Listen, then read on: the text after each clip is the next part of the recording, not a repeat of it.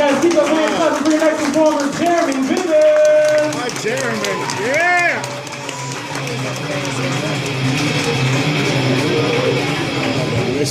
Guys, do you remember when fidget spinners used to be referred to as just your genitals? Anyone? That's me. My name is Jeremy Vivens. I live in Carolina Beach. Anybody else from Carolina Beach here tonight? Woo! All proud. Guys, do you feel like living in Carolina Beach is kind of like living inside an oceanfront Walmart? Anybody? Just me? Yes. Oh, yeah. The other day I saw an 18-year-old girl with a World's Greatest Grandma t-shirt on, and I almost passed out trying to do that fucking math in my head.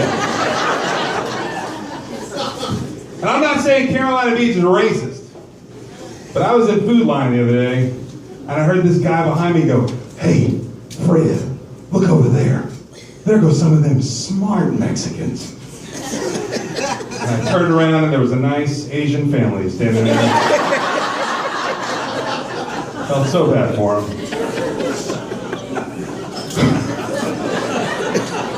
When we moved to Carolina Beach, I asked my neighbor, I'm like, "Hey man, is it true that we're like the north end of the redneck Riviera?"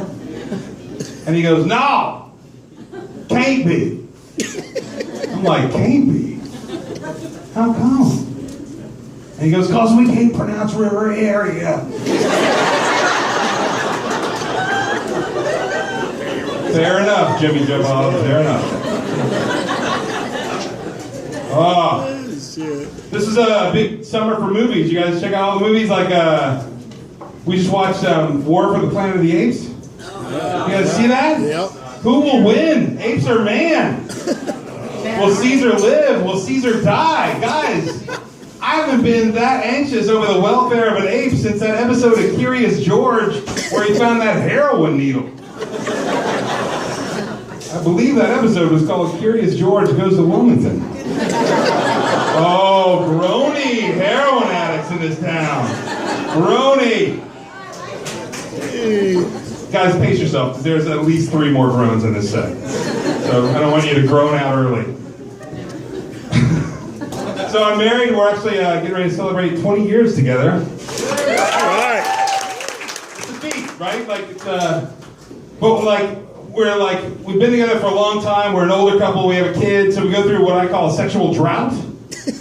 Our therapist calls it by its clinical name, which is not fucking. And the last sexual drought lasted like 4 months. 4 months is a long time to go without having sex. Like, by the end of it, if I saw a pretty butterfly, I got an erection. Try explaining that to the other parents at the nature center. Doesn't go over well. But it's probably me, right? Like, look at me. Like, I'm not going to sexy my way into sex. We've been together too long, I can't trick her into sex. And she gets pissed if I offer her money for sex. So I got to funny my way into sex. Which is the hardest way into sex, people. You can't just tell a fucking knock-knock joke. You gotta be clever about it. So she'll be like, "Hey honey, we need to pay the water bill." I'm like, "Speaking of paying the water bill, I need to come turn this hose on." I didn't say I was good at it, goddammit. I said I'm trying. Oh, man. She'll be like, "Hey honey, we need to clean out the refrigerator." Speaking of cleaning out the refrigerator, how about you polish off this old sausage? I actually think she hit me for that one. But the other day I screwed up. She was like, "Hey honey, are you going to do something with that dusty old bag out in the garage?" Oh, my God. She's not talking to me now. We're at that point in our relationship where like she's comfortable, or I'm comfortable saying like what feels good, like what I like in bed. Unfortunately, she's at that point where she feels comfortable saying no to all of that. I'm like, "Hey honey, when are you going on top?" She's like, "Not today." I'm like, "How about you lay on your side and I'll lay next to you and enter you from behind?" She's like, "How about you don't?" So I gotta come up with like creative ways, like subtle ways to get her to change positions in bed. The only way I've come up with so far is after about 20 minutes, I start to rain down massive amounts of sweat and hair, hoping that her fear of being waterboarded or attacked by a bear will cause her to flip over. Guys, I knew she was on to me when she came to bed with a mask and a snorkel. And one of those goddamn cat hand hairbrushes. So I'm like, oh great, missionary position again. People, I'm a rabid atheist. I'm against the missionary position on principle alone. Plus she's like less than half the size of me, so missionary position is not so great for her. Like we finished having sex the other day and I rolled off her and she was like, whoo! That felt great. I'm like, the sex, I know. She's like, no, you rolling off me. Felt great. So I was born in the South, and I was raised in the South, and then I moved to California for 15 years, and then I moved back to the South, which is kind of like having sex with a crackhead.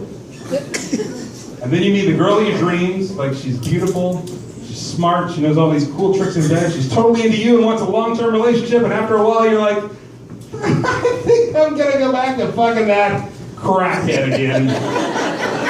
So here I am, back in the crackhead.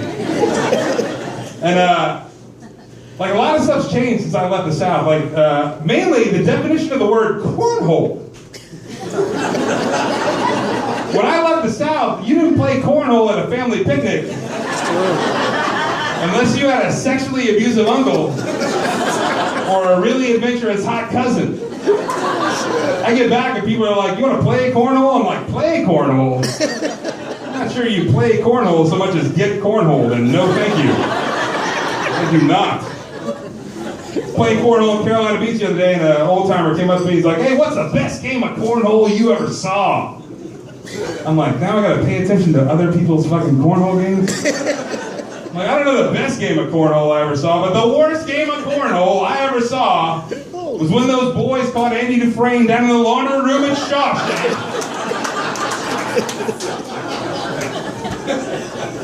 My wife got invited to a sex toy party recently. And she didn't want to go. She was like, what am I going to do, buy a big black dildo? And she found out our neighbor was going to go. She's like, what's she going to do, buy a big black dildo?